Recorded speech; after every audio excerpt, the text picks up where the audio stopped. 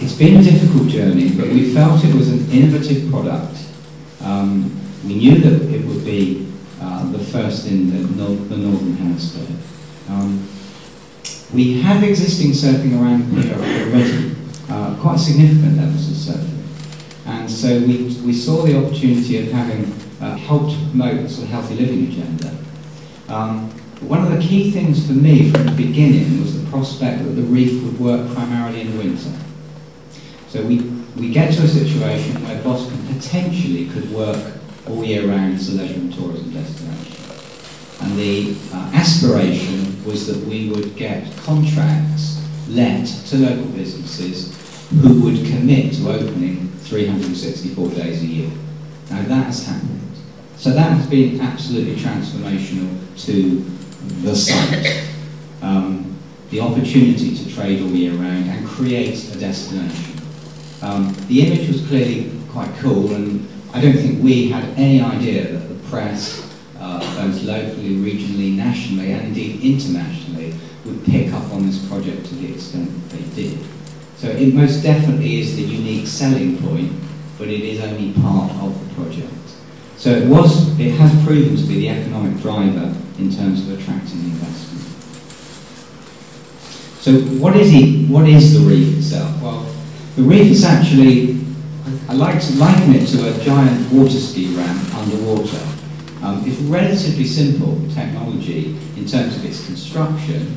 The clever bit is in terms of its shape and how it reprofiles and magnifies waves and doesn't impact negatively on coastal processes. It's actually built out of 55 geotextile bags, big sandbags. So they were laid as bags with an anchor system and then pumped up with sand from the beach. Slightly further inshore than the wind farms we've been talking about today. It's 225 metres offshore in shallow water, 2.75 metres. About the size of a football pitch, in 2 layers, weighs approximately 2,500 tonnes. But some of the biggest bags are quite big bags, 70 metres long, 2 metres high and 6 metres wide. So although they were ground anchored initially, the actual structure itself has moved very, very little since it was opened at the end of October last year. Having got a design, how do we then build this thing? And ultimately, after a lot of soul searching, we let a contract to that company to build the reef on a performance-based contract. So we're going into a monitoring period and we're withholding a sizable part of the construction contract against the final output performance of the reef. Because I don't profess, and nor do my engineers back at in Bournemouth, to know exactly what it should look like in order to perform. What we're interested in is how it performs from an amenity point of view. And therefore that was the acid test, and that's why we're withholding part of the contract sum for that purpose. We agreed output criteria based on the design performance, and they're being monitored for us by Plymouth University, and we've just had the first 6-monthly monitoring report. And it's likely that there will need to be some modifications, and I think that's really where we are with the reef. This is very new technology being put in British waters, and will likely to need some refinement to produce its optimum performance. We're also monitoring the ecology of the reef. We have to do so as part of our FEPA licence obligations with the Marine and Fisheries Agency. But it was interesting that having put this structure in the water, within 4 weeks it had become colonised with weed and was attracting quite a lot of marine life. In fact, the construction divers were getting bitten quite regularly by spider crabs in the last phases of the construction. It has become, because it is a stable structure within a fairly fluid, sandy environment, it is proving to be quite interesting in terms of its biodiversity. So it's been designed primarily for surfing, and that was a political decision really. We knew, because we've got, much like you, We've got seawalls, we've got groin systems, we have regular beach renourishment.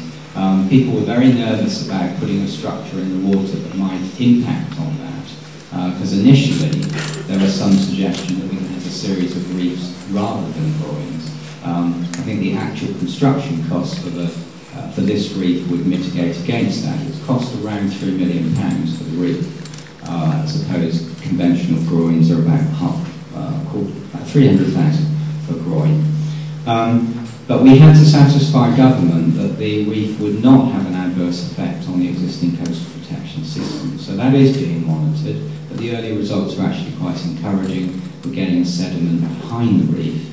And one of the benefits of that is it means we're getting an increased beach volume, but we're also getting a lagoon-type conditions behind the reef in the summer, which means it's even safer for bathing. So it works very, very well from a leisure and tourism perspective.